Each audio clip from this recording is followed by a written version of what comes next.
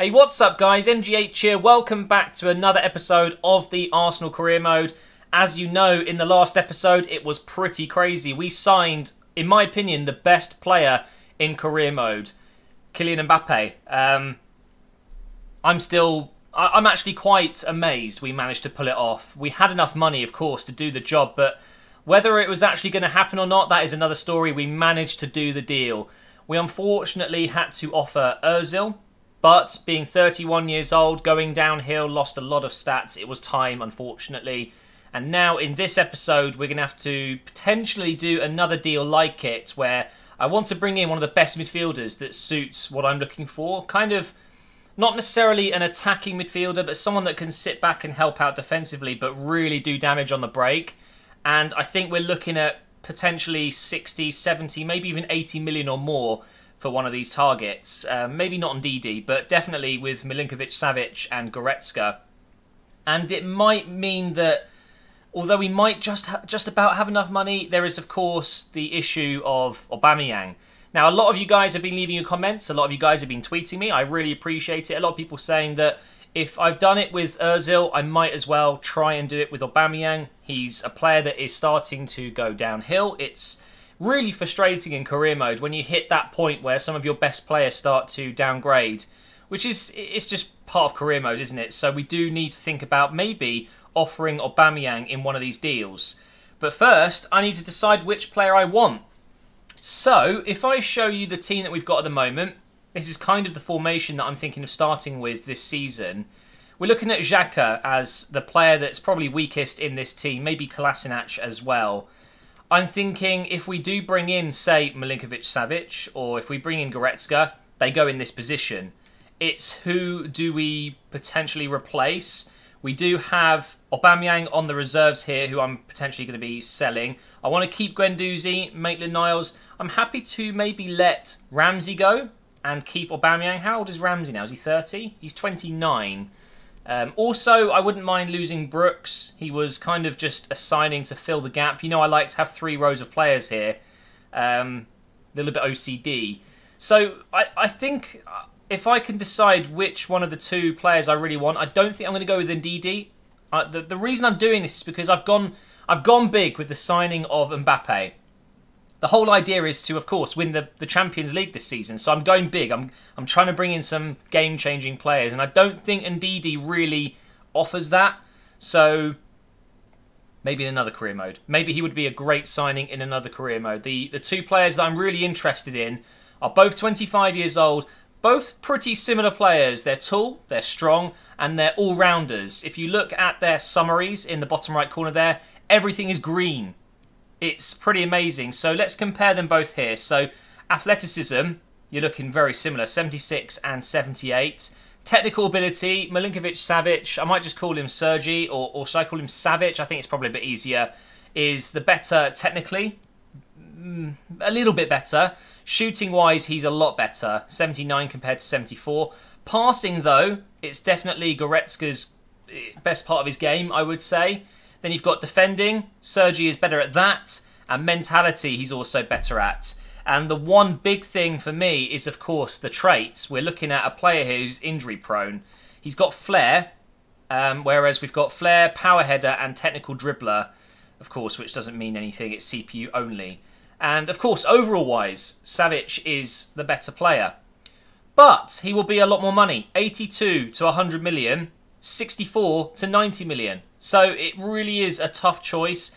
I'm going to start off with Savic. I think he's the player I most want. I've signed Goretzka before in an Arsenal career mode, and it kind of makes sense to go down a different route, and he is the better player, I think, anyway. So we're going to go ahead and approach to buy, and we will offer, I guess it needs to be Aubameyang. He's going to give us the most value in this deal. So we'll go ahead and do that. Let's offer a player swap, strikers, and then Aubameyang, who's worth 39 million. Has he gone up? I'm sure he was worth less. They are going to accept this deal. You can see that when the box appears saying transfer sum. And they'll take 79 million. So that would leave us with 35 left over. That's not too bad. We'll go ahead and counter, of course. We're going to bring it down to 65. Because you guys know me. If you don't even try and negotiate, what's the point in doing these deals? You might as well just let your assistant manager do it. So let's see what they say here. Okay, 77.8 with a 5% sell-on clause. Doesn't really mean anything because I'm only doing potentially this as my last season, so I won't be selling him. We'll try again, coming down a little bit. We'll go 72.5, and they can keep the 5% sell-on clause, and they've accepted it. Okay, so that bit's done, but now it's the interesting bit. It's the wages, which we can easily afford. I think it's pretty clear we're going to be able to make this deal happen, and it's going to happen right now before our first game against Tottenham. And he could make his debut against Tottenham. So let's see what we've got here. It's great that he's got his official face, by the way. That does make a difference. So, squad role, crucial. Of course, we're going to go ahead and do that. His current wage is 105,000, which I'm guessing is a lot less than Goretzka's. So let's go with a 5-year contract as well. And then no release clause. Who puts release clauses in? It's not a great idea, really. Okay, so he does want a bumper deal. He's coming to England. There is typically more money in this league. He wants a massive appearance fee as well. After 15 appearances, he wants 2.4 million. Typically, I just remove that and then submit, and then they will come back with a higher wage, and he wants 20k more.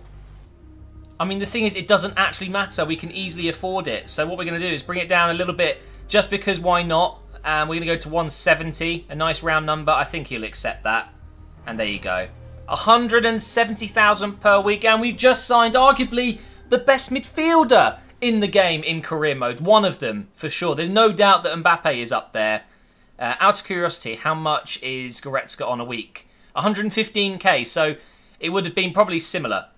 He's a little bit more expensive wages-wise. That's because he plays in the Bundesliga compared to the Serie A. So that means Granit Xhaka will be coming out of this team, but going on the bench there. And Rakic will be going on the reserves like that, which is fine. We've got so many great players. Just look at this squad. We've got the young players that come on and make a good difference in the other competitions, like the FA Cup, the Carabao Cup.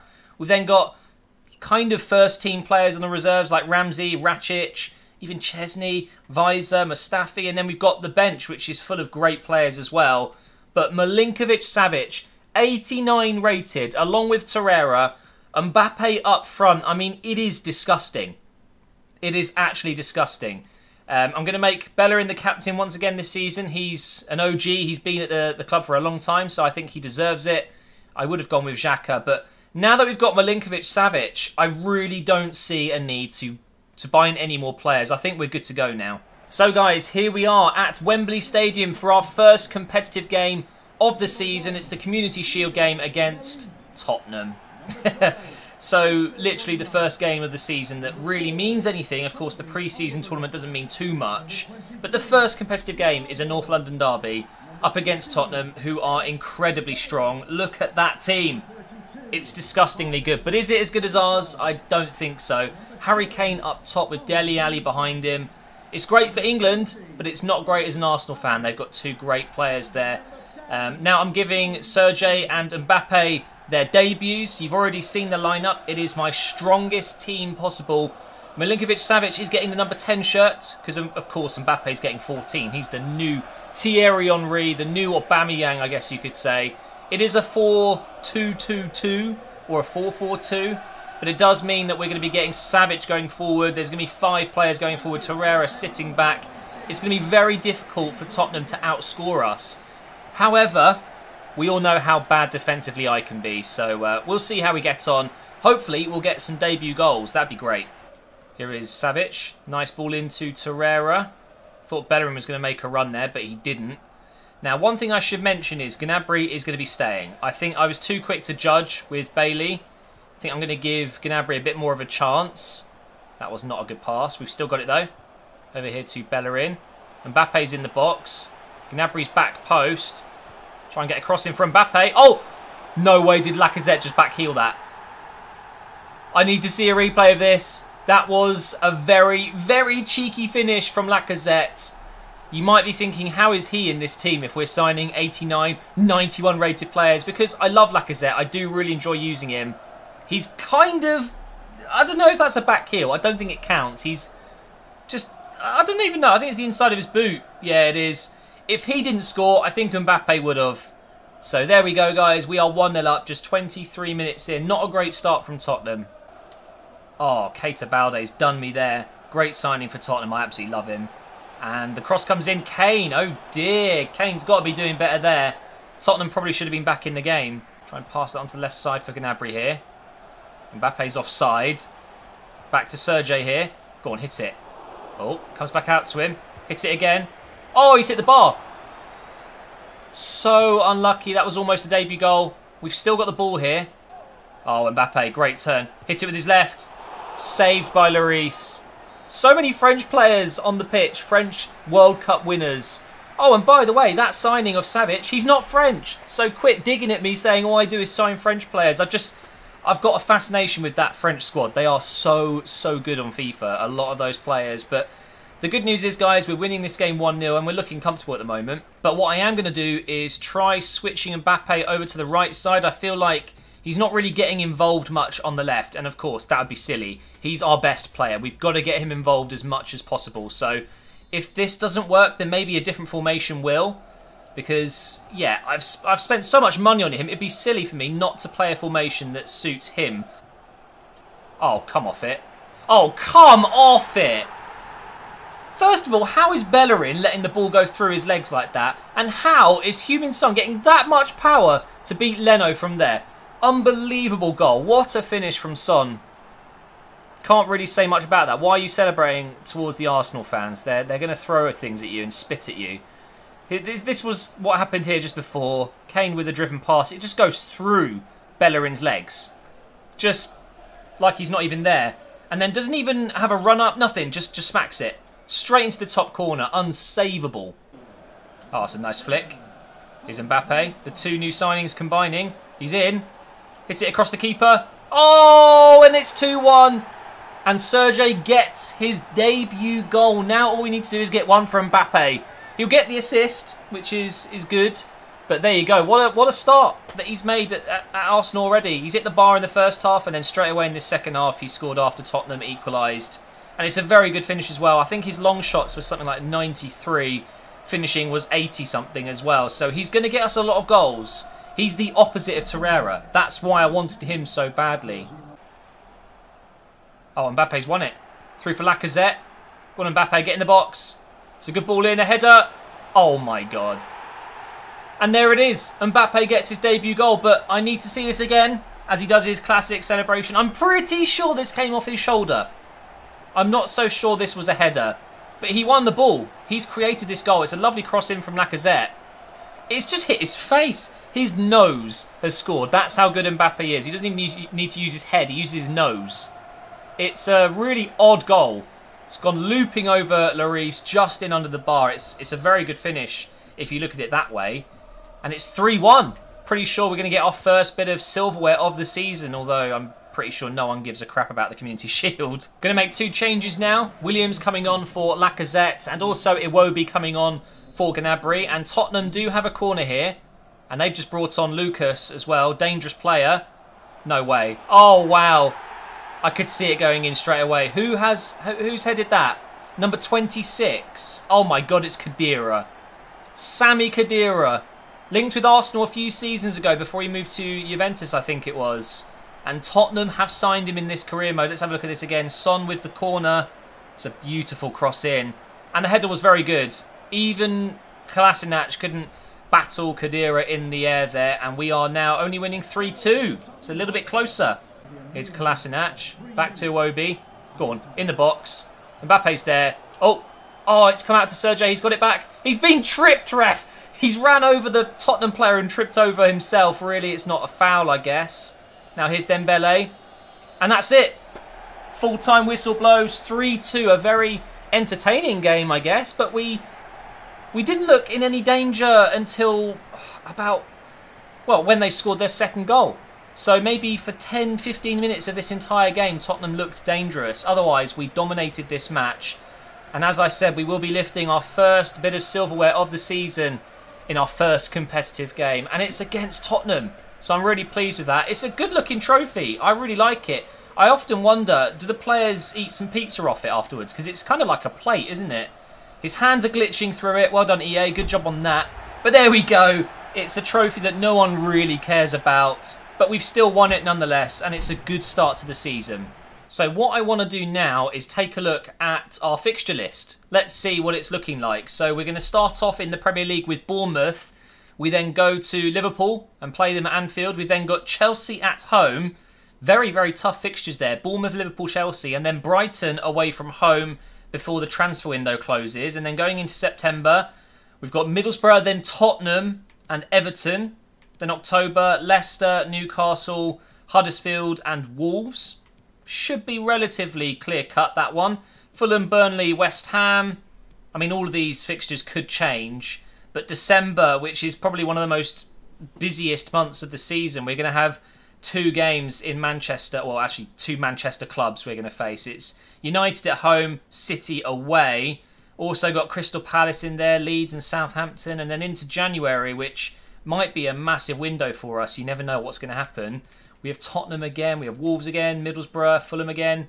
I'm pretty sure we had Newcastle as one of our first games. I'm not sure what's happened there. It's now Bournemouth. Maybe that fixture got moved against Newcastle. But the first game is Bournemouth, and as of right now, 8 teams have got wins, I think. Actually, no, sorry. 6 teams have got wins, 2 have got draws. Both Manchester clubs getting a draw. Was that against each other? It might well have been, you know. Burnley got a win, Fulham got a win, Chelsea got a win, Palace got a win, and so did West Ham and Liverpool.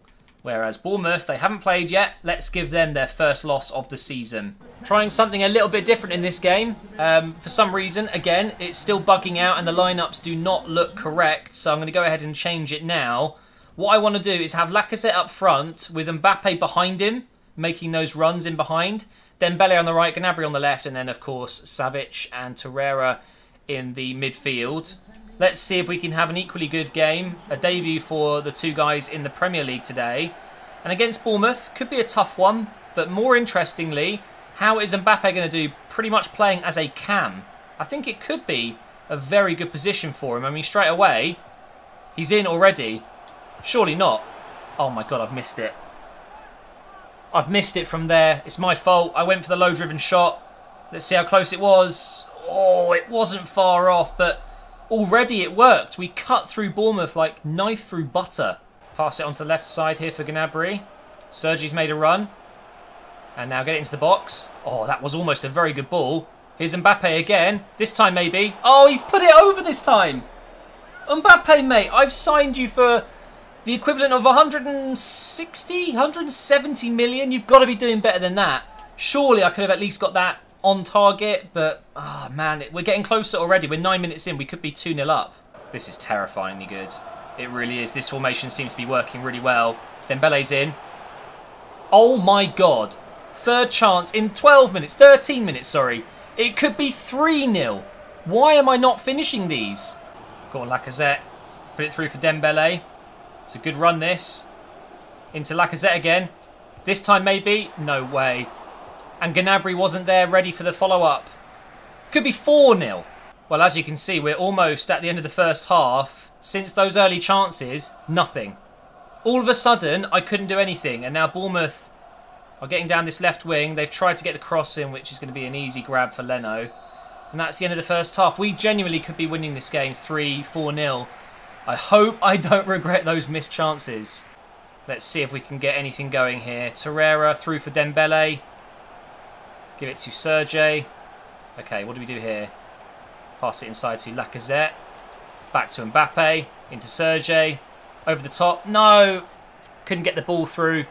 Once again, taking too much time on the ball there. Mukiele's intercepted it though. Now here's Mbappe. Gonna hit it. Oh, it was a decent strike. Saved by Begovic there.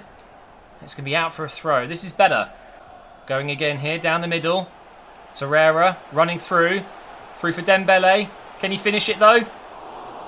It's been blocked by Lerma there. He's been so solid for Bournemouth in this second half so far.